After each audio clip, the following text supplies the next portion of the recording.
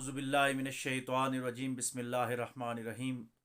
मुअज़्ज़ज़ नाज़रीन, अस्सलामु अलैकुम वरहमतुल्लाहि वबरकातुहू। उम्मीद है आप सब खैरियत से होंगे। अल्लाह तबारक व तआला आपकी ज़िंदगियों में मज़ीद रहमतों और बरकतों का नज़ूल फ़रमाए। आज हम कुरान मजीद के 12वें सिपारे का मुख्तसर ख़लासा बयान करने की कोशिश करेंगे। कुरान मजीद का जो 12वां पारा है, ये सूरत हूद के जो बाकी मज़ामीन हैं उनका इयादा करता है, और फिर आखिर में सूरह यूसुफ का तकरीबन निस्फ से ज़ायद हिस्सा इसमें पढ़ा जाता है और उसके वाक़यात आते हैं। तो इब्तदा इसमें यहाँ से होती है कि 12वें सिपारे की इब्तदा ही अल्लाह तबारक व तआला इस बात से फरमाते हैं कि ज़मीन में चलने फिरने वाला कोई भी है, यानी चरिंद परिंद हूँ या इंसान हूँ या हवानात हूँ, सबका रिस्क अल्लाह के पास है। अल्लाह ने ही सबको रिस्क देना है, और किसने कहाँ रहना है, यानी किसने किसके रहमे मादर में जाकर वहाँ से परवान चढ़ना है और आगे दुनिया में आना है, ये सब कुछ अल्लाह कहता है कि लोहे महफूज में लिखा हुआ है। ये महफूज फ़ैसले हैं जो वक्त आने पे अल्लाह तबारक व तआला फ़रिश्तों के ज़रिए सादिर फरमा देते हैं। इसके साथ ही अल्लाह फरमाता है कि वही है जिसने अपने शान के मुताबिक आसमानों और ज़मीनों को 6 दिन के अंदर पैदा फरमाया, और अल्लाह फरमाता है कि इसका अर्श अज़ीम जो है वो पानी पर कायम है। ये उसका अर्श है कि कितना अजीम है। और आगे फरमाता है अल्लाह की मौत इसलिए रखी गई है कि ताकि तुम आजमाए जा सको। हकीकत में मौत खरे और खोटे को अलग करने वाला काम है। सच्चे और झूठे को अलग करने का जो नाम है वही मौत है। आगे अल्लाह फरमाता है कि काफिर लोग तो अगली ज़िंदगी को जादू और सहर समझते हैं, लेकिन मरने के बाद इनको मालूम होगा कि आने वाली जो ज़िंदगी है वो कितनी ज़्यादा कीमती थी, जिसको इन्होंने ज़ाया कर दिया और उससे इनकार कर गए। आगे अल्लाह फरमाता है कि ये मुशरिकीन मक्का ये अजाब मांगने में जल्दी कर रहे हैं। इनसे कह दीजिए कि अल्लाह के अजाब का एक वक्त मुकर्रर है, और जब वो आता है तो फिर आके ही रहता है। ये जिस चीज़ का मजाक कर रहे हैं, ये जब आ जाएगा हकीकत में तो फिर इनको खबर हो जाएगी। इसके साथ ही अल्लाह फरमाता है कि हम परहेजगारों को अपने फजल का मज़ा भी ज़रूर चखाएंगे, और जो गुनाहगार नाफरमान लोग हैं, जो बागी और सरकश लोग हैं, इनको नाशुक्रे लोगों को हम अजाब का मज़ा भी ज़रूर चखाएंगे। आगे अल्लाह इंसान की जिबिल्लत बयान कर रहा है कि जब इससे तकलीफ़ दूर होती है, खुशी आती है, तो ये बहुत खुश हो जाता है, लेकिन ये खुशी में फिर रब को भूल जाता है और फ़ख्र करने लग जाता है। इसलिए मोमन की ये निशानी है कि वो ऐश में भी और तैश में भी खौफ खुदा और याद खुदा रखता है। आगे अल्लाह फरमाता है कि अलबत्ता जिन्होंने सब्र किया और नेक अमाल किए तो उनके लिए बड़ा अजर और अल्लाह की तरफ से बड़ी बख्शिश है। इसके साथ ही अल्लाह फरमाता है कि ऐ महबूब सल्लल्लाहु अलैहि वसल्लम, ये आप पे शक करते हैं कि आप कुरान की कोई आयत छुपाते होंगे, तो आप, और साथ ही आपको ये कहते हैं कि आपके साथ कोई फरिश्ता क्यों नहीं आया, तो आप फरमाओ कि मैं डराने वाला हूँ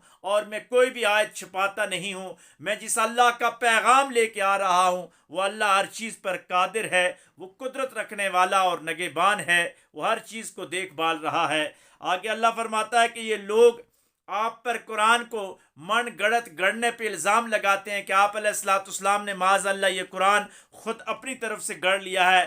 तो आप इनको चैलेंज दीजिए। सूरत हूद में अल्लाह फरमाता है कि 10 आयात ही ले आओ, और ये 10 आयात लाने में तुम पूरी पूरी दुनिया को अपना हामी बना लो, अल्लाह के अलावा पूरी कायनात को अपना हामी और मददगार बना लो, फिर भी तुम इस जैसी 10 सूरतें भी नहीं ला सकते, 10 आयात भी नहीं ला सकते। ये कुरान ही है जिसका एजाज़ है। और आज तक ही कुरान ने फिर बाद में जाके कहा कि एक सूरत ही ले आओ, लेकिन ये लोग नहीं ला सके और क़यामत तक नहीं ला सकेंगे।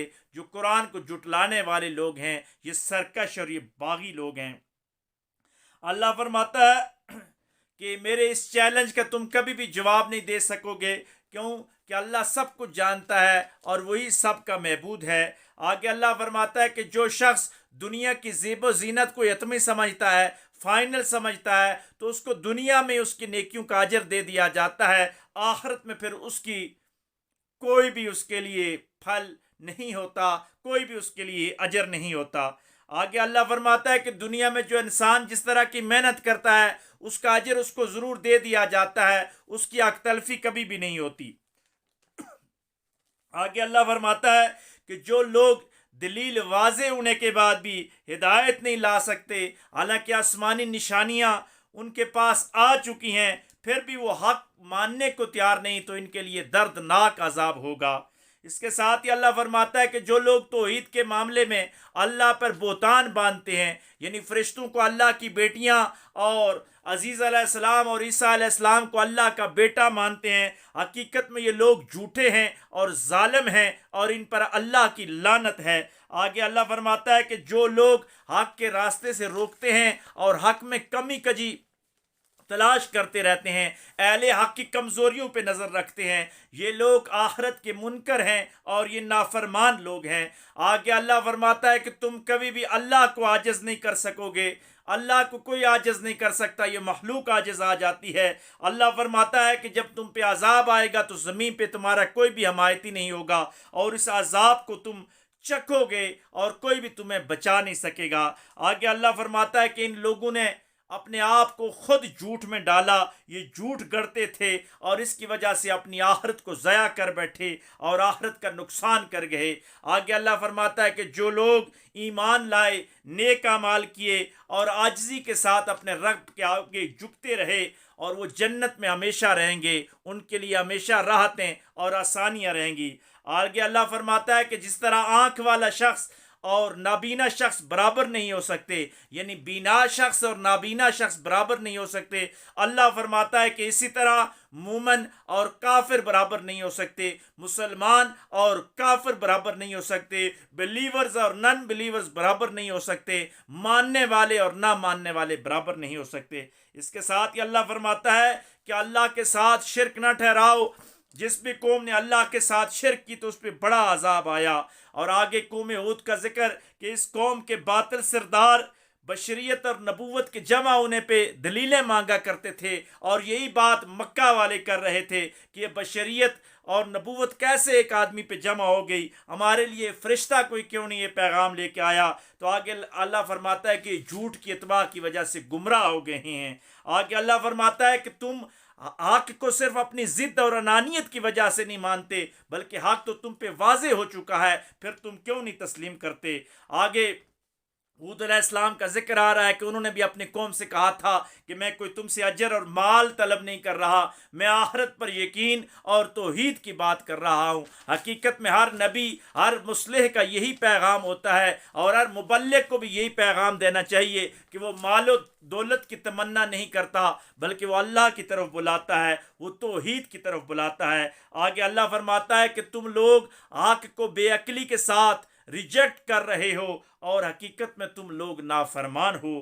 آگے اللہ فرماتا ہے کہ حضور علیہ السلام فرما رہے ہیں، اللہ فرما رہا ہے کہ میں کیوں حق والوں کو دور کروں، یعنی وہ جو غریب، وہ نادار لوگ اللہ پہ ایمان لے آئے اور پیغمبروں کے ساتھ جڑ گئے، تو اللہ فرماتا ہے کہ یہی مسلمانوں کے حامی اور مددگار ہیں، اور ان کافروں کی کون مدد کرے گا؟ اللہ کے علاوہ کوئی مدد نہیں کر سکتا۔ آگے اللہ فرماتا ہے کہ کیا تم غور نہیں کرتے؟ میں خزانوں کی باتیں نہیں کرتا، نہ میں فرشتہ ہونے کا دعویٰ کرتا ہوں، کیونکہ اللہ کے نزدیک جو معیار ہے وہ صرف اور صرف تقوی ہے، وہ خوف خدا ہے، اور میں اس خوف خدا اور تقوی کی تبلیغ کرنے کے لیے آیا ہوں۔ آگے اللہ فرماتا ہے، نوح علیہ السلام کی قوم کا ذکر آتا ہے کہ نوح علیہ السلام کی قوم بھی توحید پہ ایمان نہیں لا رہی تھی اور شرک کی گہرائیوں میں ڈوبی ہوئی تھی، اور جلدی جلدی عذاب لانے کی تمنا کر رہی تھی۔ اللہ فرماتا ہے کہ اللہ کے عذاب کا وقت مقرر ہے اور وہ آ کر ہی رہتا ہے۔ اللہ کے حکم کے بغیر کوئی آدمی بھی نصیحت حاصل نہیں کر سکتا، کیونکہ اللہ دلوں کے حالات جانتا ہے۔ آگے اللہ فرماتا ہے کہ یہ تم پر جھوٹی وحی کا تہمت لگاتے ہیں کہ تم جھوٹ گڑتے ہو، لیکن حقیقت میں یہ خود جھوٹے ہیں، تم تو سچے ہو۔ یہ نوح علیہ السلام کی قوم کا ذکر آ رہا ہے کہ نوح علیہ السلام فرماتے ہیں کہ میں جو پیغام لے کے آیا ہوں اس کی صداقت کا میں خود ذمہ وار ہوں، اور اگر یہ جھوٹا ہو تو اس کا عذاب مجھ پہ آئے۔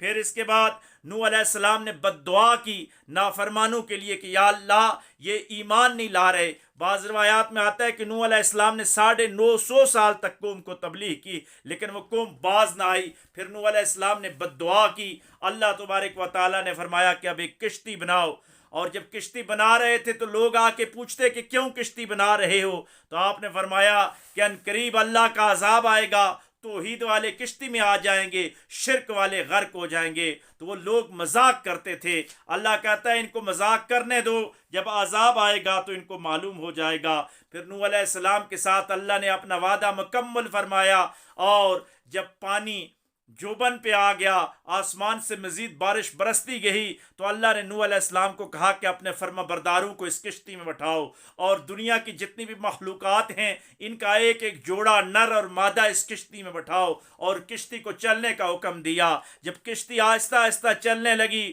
تو نوح علیہ السلام نے اپنے بیٹے کو کہا کہ وقت ہے اب بھی اہل توحید میں آ جا، فرما بردار لوگوں میں آ جا۔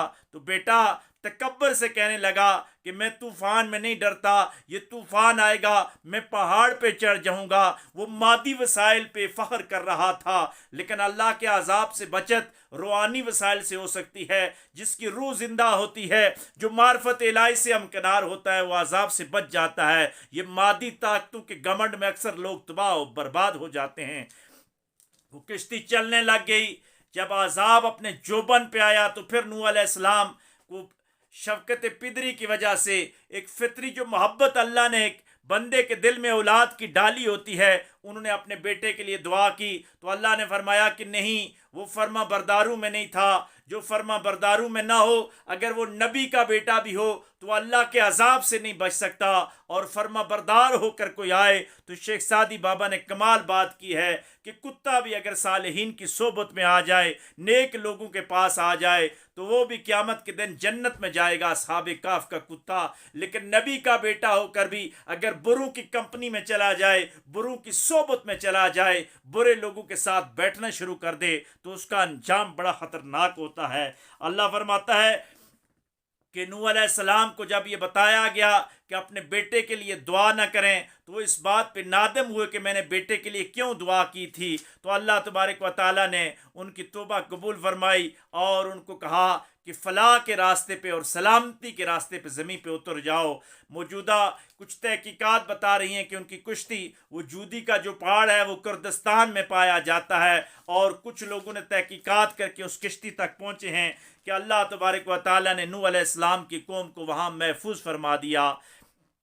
اس کے بعد ہی اللہ فرما رہا ہے کہ ظالم لوگوں پہ ہمیشہ لعنت ہے۔ یہ انبیاء کے قصے، یہ سابقہ انبیاء کی باتیں آپ قرآن اٹھاتے جائیے، آپ دیکھتے جائیے کہ یہاں بھی بات ہو رہی ہے اہل حق اور ظالم لوگوں کی بات ہو رہی ہے، اہل توحید اور شرک کے لوگوں کا مقابلہ ہو رہا ہے۔ لیکن آخرت میں یہ اللہ کی سنت جاریہ ہے کہ حق ہمیشہ غالب آتا ہے، توحید ہمیشہ چھا جاتی ہے، کفر ٹوٹ جاتا ہے، باطل مغلوب ہو کے رہ جاتا ہے۔ آگے اللہ فرماتا ہے کہ یہ واقعات اس لیے بتائے جا رہے ہیں کہ اے مسلمانوں، تم صبر کرو، اور مصیبتوں کا جو انجام ہوتا ہے، آزمائشوں کا جو انجام ہوتا ہے، یہ بہت اچھا ہوتا ہے۔ آپ اگر صبر کرو گے تو اللہ آپ کو ضرور کامیاب کرے گا۔ اس کے ساتھ ہی اللہ فرماتا ہے کہ ہم نے عاد کی طرف ان کے بھائی ہود علیہ السلام کو بھیجا۔ قوم عاد کی طرف ہود علیہ السلام آئے، انہوں نے بھی آ کے لوگوں کو توحید کی بات کی، شرک سے منع کیا، اور فرمایا کہ اللہ پر بہتان نہ باندھو، یہ بتوں کی پوجا چھوڑ دو، ایک اللہ کے آگے جھک جاؤ۔ انہوں نے بھی اپنے قوم سے کہا کہ میں کوئی صلہ نہیں مانگتا، میں کوئی اجرت نہیں مانگتا، میں صرف حق کی تعلیم دینے آیا ہوں۔ لیکن اس قوم نے بھی حق کی بات کو نہ مانا، تو پھر اللہ نے آسمانوں سے بارش برسائی، وہ رات کو سو رہے تھے کہ سوتے میں ہی برباد ہو گئے، اور ساتھ ہی زلزلہ بھی آیا اور اس کے اندر وہ برباد ہو کے رہ گئے۔ آگے اللہ فرماتا ہے کہ آپ کو طاقت اس لیے دی جاتی ہے کہ تاکہ تم مجرم نہ بنو، تم طاقت اور اقتدار لے کر تباہ و برباد ہو جاتے ہو۔ قوم ہود نے جٹلایا، وہ کہنے لگے کہ اے ہود، تو ہمارے باطل خداؤں کو نہ جٹلا، تو نے ہمارے بتوں کو برا بلا نہ کہا۔ تو ہود علیہ السلام نے کہا کہ ان بتوں نے تمہیں دیوانہ بنا رکھا ہے، ان کی حقیقت کوئی بھی نہیں ہے، شرک کی کوئی بنیاد نہیں ہے، اگر تم ایسا کام کرو گے تو تم پہ ضرور عذاب آئے گا۔ اور جب دعوت توحید سے انہوں نے پھیری تو پھر اللہ فرماتا ہے کہ عذاب آیا اور وہ برباد ہو کے رہ گئے۔ اس کے ساتھ ہی پھر اللہ فرماتا ہے کہ سمود کی قوم کی طرف یعنی سمود کی طرف ان کے بھائی صالح علیہ السلام کو بھیجا گیا. صالح علیہ السلام نے بھی آ کے توحید کی بات کی, شرک سے روکا, بت پرستی سے منع کیا, لیکن وہ قوم بھی توحید کی طرف نہیں آئی. صالح علیہ السلام نے دلیل کے طور پر آدم علیہ السلام کا قصہ ان کو بتایا کہ کس طرح آدم علیہ السلام کو اللہ نے پیدا کیا, فرشتوں کو سجدے کا حکم ہوا, تم کیوں بھول جاتے ہو, کیوں اللہ کو بھول رہے ہو, وہی اللہ ہے جس نے ایک انسان سے ہم سب کو بنایا ہے. لیکن وہ قوم نہ مانی, تو انہوں نے کہا کہ جو رجوع کرے گا اللہ کی طرف تو اللہ اس کی توبہ قبول کرے گا, لیکن وہ قوم پھر بھی نہ سمجھ سکی. اس نے کہا ہے صالح, اعلان نبوت سے پہلے تو ہماری قوم کا ہونہار بیٹا تھا, لیکن اب تو ہمارا نہیں رہا, اب تو غیر بن گیا ہے. صالح علیہ السلام نے فرمایا کہ میں اللہ پر بہتان کیسے باندھ سکتا ہوں, تم اگر پہلے مجھے اچھا انسان سمجھتے تھے, اب حق کی جب میں بات کرتا ہوں تو کیوں نہیں مانتے, حقیقت میں تم اپنا نقصان خود کر رہے ہو. پھر اللہ نے آزمائش کے طور پر صالح علیہ السلام کو وہ اونٹنی عطا کی, فرمایا یہ اونٹنی اللہ کی طرف سے نشانی ہے, اس کو کچھ بھی نہ کہنا. لیکن اس ظالم قوم نے, اس سرکش قوم نے اونٹنی کے ٹانگوں کو کاٹ دیا اور اللہ کی نشانی کا اس طرح احترام نہیں کیا. جو قومیں اللہ کی نشانیوں کا, شاعر اللہ کا ادب نہیں کرتی, جو انبیاء اور صلحاء کی باقیات کا احترام نہیں کرتی, تو ان کا انجام بہت برا ہوتا ہے.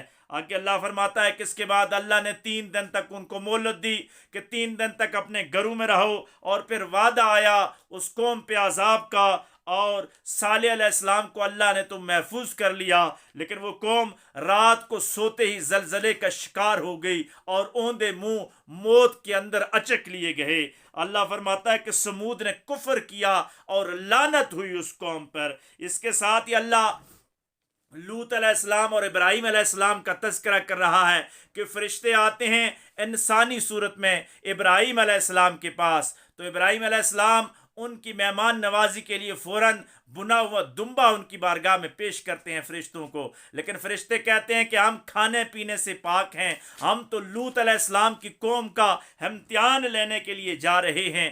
قرآن فرماتا ہے کہ پہلے تو جب انہوں نے کھانے پینے سے انکار کیا تو بشری تقاضے کے مطابق ابراہیم علیہ السلام تھوڑا ڈر گئے, لیکن پھر جب انہوں نے اطمینان دیا کہ ہم اللہ کی طرف سے آئے ہیں اور ہم لوط علیہ السلام کی قوم کی طرف جا رہے ہیں, تو اللہ نے پھر انہوں نے فرمایا ابراہیم علیہ السلام کو اور ان کی بیوی سارہ علیہ السلام کو اولاد کی خوشخبری سنائی, اور اسحاق علیہ السلام اور یعقوب علیہ السلام کی خوشخبری سنائی. انہوں نے اپنی بڑی عمر کا اظہار کیا, تو فرشتوں نے کہا کہ یہ اللہ کی رحمت ہے آپ کے اوپر اور آپ کے گھر والوں کے اوپر.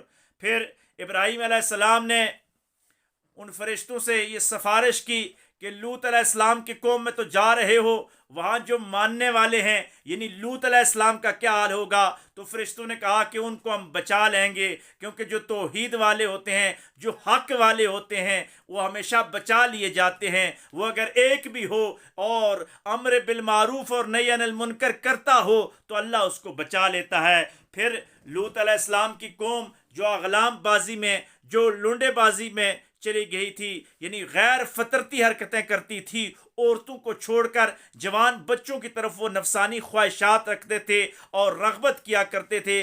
اس وجہ سے فرشتے ان کے لیے امتحان کے طور پر خوبصورت لڑکے بن کے گئے, تو وہ للچائی ہوئی نظروں سے ان کو بھی دیکھنے لگ گئے. لوط علیہ السلام کو بڑی پریشانی ہوئی. لوط علیہ السلام نے کہا کہ ظالمو, یہ اللہ کی طرف سے میرے مہمان ہیں, تم نے ان کی بھی تعظیم نہیں کی, تم اپنی عورتوں کو چھوڑ کر کیوں ایسے برے کاموں کی طرف لگ گئے ہو, کیوں غیر فطرتی کاموں کی طرف لگ گئے ہو. لیکن قوم لوط پھر برباد ہو گئی. فرشتوں نے کہا کہ اے لوط آپ خاموش ہو جائیے, ان کا انجام ہم خود کریں گے. اور پھر وہ ساری کی ساری قوم غرق ہو گئی. پتھروں کی بارش اللہ نے ان کو عطا کی اور تہ و بالا کر دیا. روایات میں آتا ہے کہ ایک ایک پتھر ایک ایک آدمی کے لیے مخصوص ہو کر اوپر سے اترتا تھا, اس کو لگتا تھا اور اس کو تیس نیس کر کے رکھ دیتا تھا. لیکن لوط علیہ السلام کو اللہ نے بچا لیا. اللہ ابراہیم علیہ السلام کی یہاں فضائل بیان کر رہا ہے کہ ابراہیم علیہ السلام بردبار, نرم دل اور مہمان نواز تھے. اس کے ساتھ ہی اللہ فرماتا ہے کہ اہل مدین کی طرف ہم نے شعیب علیہ السلام کو بھیجا. شعیب علیہ السلام بھی جا کر ان کو یہ بتاتے رہے کہ لوگوں شرک نہ کرو، شرک سے باز آ جاؤ اور ناپ تول میں کمی نہ کیا کرو۔ یہ ناپ تول میں کمی کرنا پچھلی امتوں کو بھی خسارے میں لے گیا، اور آج 21ویں صدی میں بھی اگر کوئی ناپ تول میں کمی کر رہا ہے تو وہ برباد ہونے کی طرف جا رہا ہے۔ شعیب علیہ السلام کی قوم نے کہا کہ اگر آپ ہماری برادری کے نہ ہوتے تو ہم آپ کو مار دیتے، پتھر مار مار کر، کیونکہ شعیب علیہ السلام ان کی برادری کے لوگ تھے۔ تو اس وقت شعیب علیہ السلام نے کہا کہ یہ برادری کا جو آپ مجھے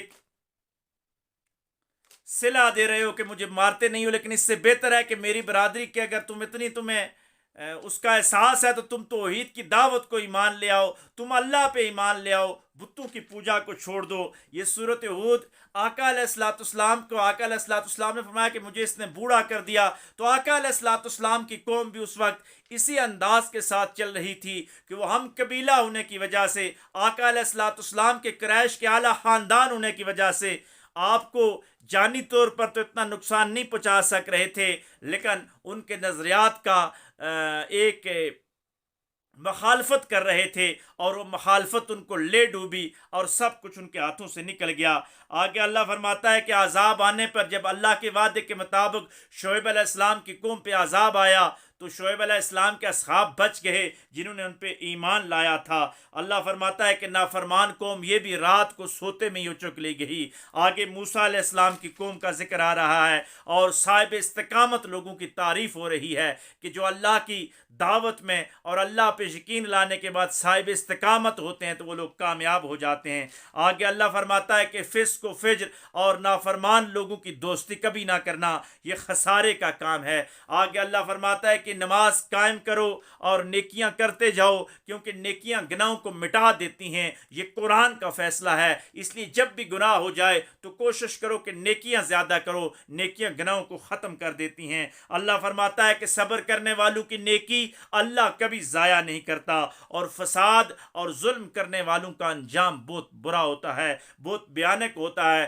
اس کے ساتھ ہی اللہ فرماتا ہے کہ ظلم کی وجہ سے اللہ نے بستیوں کی بستیاں ہلاک کر دی، قوموں کی قومیں برباد ہو گئی، اس لیے ظلم کے راستے کی طرف کبھی نہ جانا۔ آگے اللہ فرماتا ہے کہ اگر میں چاہتا تو سب لوگوں کو ایک ہی عقیدے پہ رکھتا، لیکن میں نے آزمائش کے لیے سب کو چھوڑ دیا ہے کہ کون حق کی طرف آتا ہے اور کون باطل کی طرف آتا ہے۔ آگے اللہ فرماتا ہے کہ جس پر رب رحم کرے گا اسی کو ہدایت ملے گی، اور نافرمان کبھی بھی بچ نہیں سکے گا۔ آگے اللہ فرماتا ہے کہ نیک لوگ اپنے انجام کا انتظار کریں، جلدی ان کو جنت میں اعلیٰ مقام عطا ہو جائیں گے۔ اس کے ساتھ ہی اللہ پھر فرما رہا ہے کہ اللہ کا ہی ہے آسمان اور زمین، اور جو کچھ بھی تم کرتے ہو اللہ اس سے باخبر ہے۔ یہ سورۃ ہود تھی جو سابقہ انبیاء کی باتیں بتا رہی تھی، اور اس وقت کے قریش مکہ کو دعوت دے رہی تھی، اور آج کل بھی سرکش اور شیاطین، طاغوت اور باغی لوگوں کو یہ پیغام دے رہی ہے کہ جو حق کی طرف نہیں آتا ان کی بستیاں الٹ دی جاتی ہیں۔ یہاں پہ اس سورت کا اختتام ہوتا ہے، اور اگلی سورت یوسف شروع ہو جاتی ہے۔ سورہ یوسف مکی سورت ہے، 111 آیات اس کے اندر ہیں، 12 رکوع ہیں، 1795 الفاظ ہیں اس کے اندر، اور 7125 حروف ہیں۔ یہ سورت بعض مفسرین کے نزدیک مکہ میں نازل ہوئی ہجرت سے پہلے، اور بعض کے نزدیک جو ہجرت کا سفر ہے اس دوران نازل ہوئی، اور کسی جو اہل عرب تھے وہ کیونکہ یوسف علیہ السلام کے اس قصے سے اور بنی اسرائیل کے اس قصے سے واقف نہیں تھے، اور یہود جانتے تھے اہل کتاب، اس لیے یہود نے مشرکین کے کانوں میں یہ بات ڈالی کہ آپ حضور علیہ الصلوۃ والسلام سے یوسف علیہ السلام کے بارے میں پوچھئے، آل یعقوب کے بارے میں سوال کیجئے، یہ جو نبی ہونے کی باتیں کرتے ہیں معلوم ہو جائے گا کہ کیا یہ واقعہ ان کو معلوم ہے بھی کہ نہیں۔ تو یہ بات پہنچی تو کسی نے آقا علیہ الصلوۃ والسلام سے سوال کیا، اور آقا علیہ الصلوۃ والسلام کی زبان پہ اللہ نے یہ صورت جاری فرما دی وحی کی صورت میں، اور پوری کی پوری صورت نازل ہو گئی، جس سے یہود حیران رہ گئے، ان کی اپنے دانتوں میں انگلیاں ڈال کے حیران رہ گئے، ششدر رہ گئے کہ ان کے سارے پلان ٹوٹ گئے۔ اور دوسری طرف مشرکین مکہ کو بھی ایک بڑا پیغام مل گیا، کیونکہ اس صورت میں بتایا جا رہا ہے کہ اللہ نے جس کو حق کے لیے پالنا ہوتا ہے، جس کا حق کے لیے انتخاب ہو جاتا ہے، اس کو اگر کنویں میں ڈالا جائے، اس کو اگر مارنے کی کوشش کی جائے، اس کو جیل میں ڈالا جائے، لیکن اللہ نے جس سے جو کام لینا ہوتا ہے اس کو وہاں پہنچا کے چھوڑتا ہے۔ یہ عام انسانوں کے لیے بھی پیغام ہے کہ حق ہمیشہ غالب آتا ہے۔ آپ حق کے راستے پہ چلتے جائیں، آپ نفس کی پیروی نہ کریں تو آپ کامیاب ہو جائیں گے۔ حضرت ابو بکر صدیق رضی اللہ تعالیٰ عنہ نے سورہ یوسف پہ کمال تبصرہ فرمایا۔ آپ نے فرمایا کہ نفس کی غلامی کرنے والی وہ جو عزیز مصر کی بیوی تھی وہ رندہ درگاہ ہو جاتی ہے، اور نفس کی غلامی کو چھوڑنے والے یوسف اگر قید میں بھی ہوتے ہیں تو اللہ تبارک و تعالیٰ ان کو سلطنت اور بادشاہت عطا کر دیتا ہے۔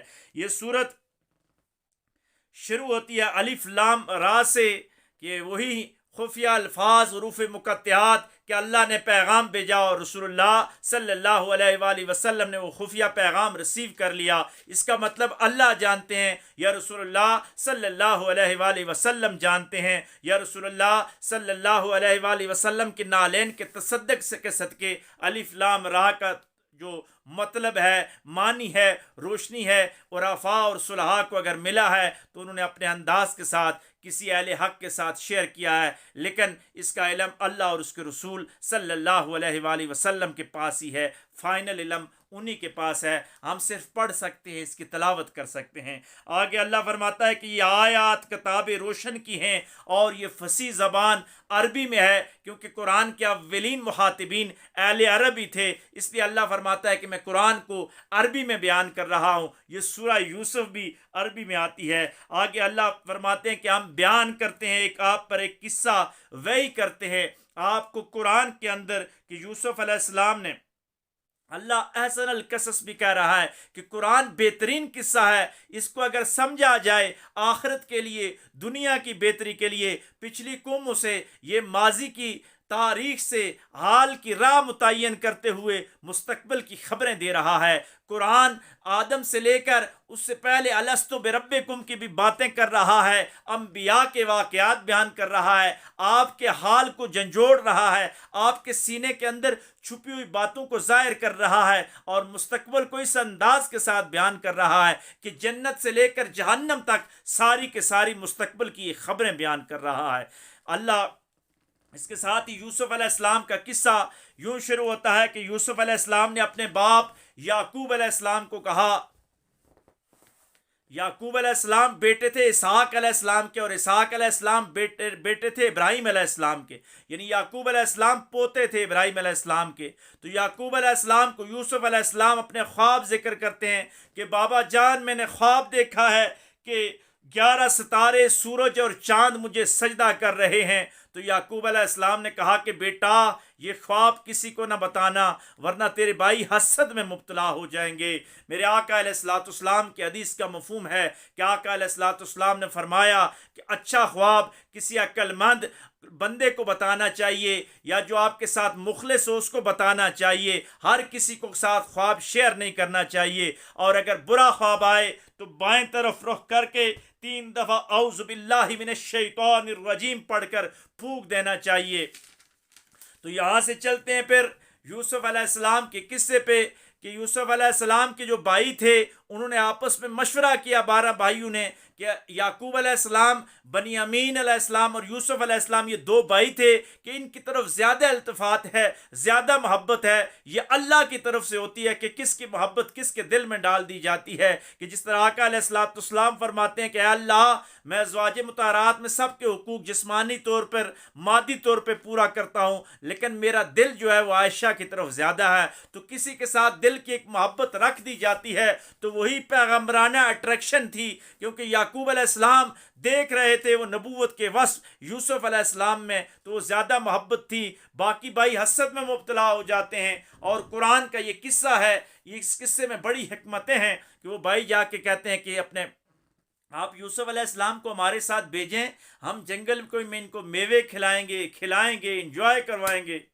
وہ ان کو کہتے ہیں کہ مجھے شک ہے، خطرہ ہے کہ کوئی نقصان نہ پہنچے، تو وہ بیک زبان ہو کے کہتے ہیں کہ ہم کوئی نقصان نہیں پہنچائیں گے، لیکن وہاں جاتے ساتھ ہی وہ یہ پلان کرتے ہیں کہ ان کو ہم قتل کر ڈالتے ہیں۔ ان میں سے ایک بھائی نے کہا کہ ان کو قتل نہ کریں بلکہ ان کو زندہ کنویں میں رکھ دیا جائے تاکہ کوئی ان کو لے جائے، مارنا اچھا اقدام نہیں ہے۔ انہوں نے یوسف علیہ السلام کو ایک کنویں میں ڈالا اور قمیض ان کے اٹھا کے لے آئے، اس پہ بکرے یا دمبے کا خون لگایا اور واپس آ کے یعقوب علیہ السلام کے پاس آ کے بڑی صفائیاں دینے لگے، غم کا انداز اپنانے لگے کہ ہم سے یہ ہو گیا، بیڑیا لے گیا۔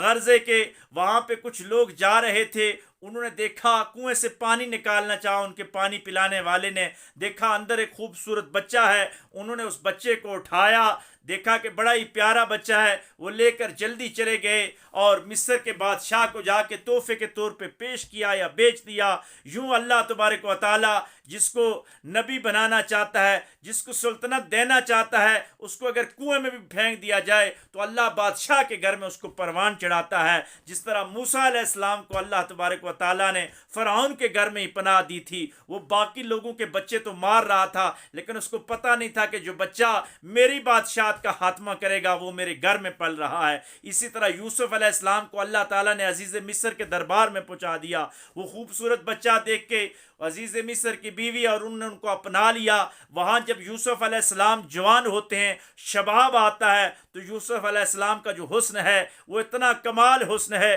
کہ ان کو دیکھ کر وہ عزیز مصر کی بیوی کا دل ان پہ خراب ہو جاتا ہے، وہ ان کو گناہ کی طرف بلاتی ہے، لیکن پیغمبر تو گناہوں سے پاک ہوتے ہیں، وہ نفس کی خواہشات کی طرف نہیں جاتے، وہ روح کے بندے ہوتے ہیں، وہ اللہ کے بندے ہوتے ہیں۔ وہ بھاگ پڑے کہ نہیں، میں اس گندے کام کی طرف نہیں آتا۔ پیچھے سے اس نے قمیض پکڑ کر پھاڑ دی، جب قمیض پھاڑ دی تو دیکھا کہ آگے دروازہ کھلا اور عزیز مصر آ گیا، تو اس کی بیوی کہنے لگی کہ تیرا یہ غلام مجھ پہ بری نظر رکھ رہا تھا، آپ دیکھو اس کا کیا انجام ہے، اس کو قید کر دو یا قتل کر دو۔ وہ جب ایک دانا بندے کے پاس گیا تو اس نے کہا کہ اگر قمیض پیچھے سے پھٹی ہے تو پھر یہ فیصلہ یوں ہوتا ہے کہ یوسف علیہ السلام نے نہیں بلکہ عورت نے ہاتھ ڈالا ہے، اگر آگے سے قمیض پھٹی ہو تو پھر یوسف علیہ السلام پہ تہمت جائز ہے۔ وہ قمیض پیچھے سے تھی۔ خیر، وہ عزیز مصر کی جو عورتیں اس کی سہیلیاں تھیں، انہوں نے اس کو بلایا، کہا کہ تو کس وجہ سے یوسف پہ اتنی فریفتہ ہو گئی؟ حقیقت میں وہ عورتیں بھی یوسف کا جلوہ دیکھنا چاہتی تھی۔ جب وہ دیکھا آئی تو یوسف ان کو سامنے بٹھا کے فروٹ دیا، وہ چھری سے کاٹنے لگی اور ادھر سے یوسف علیہ السلام کو کہا کہ آپ سامنے آ جاؤ۔ ان کا حسن دیکھ کے وہ محو ہو گئی کہ انہوں نے اپنی انگلیاں کٹا دی۔ آپ دیکھیں کہ یوسف تو پیغمبر ہیں، ان کا حسن دیکھا جنہوں نے تو انہوں نے انگلیاں کٹا دی۔ اور میرے آقا علیہ السلام نے معراج کی رات رب کے جلووں کو ان بشری آنکھوں سے دیکھا تو کمال ہو گیا کہ میرے رب نے، آپ نے آقا اپنے محبوب صلی اللہ علیہ وآلہ وسلم کو یہ جلوے دکھائے۔ اور اگر مصر میں وہ انگلیاں کٹتی ہیں تو مردان عرب نے جب محمد عربی کا چہرہ دیکھا تو توحید کے نغمے گاتے ہوئے اپنی گردنیں بھی اس راستے پہ کٹانے کو فخر سمجھا۔ غرضے کہ وہاں پہ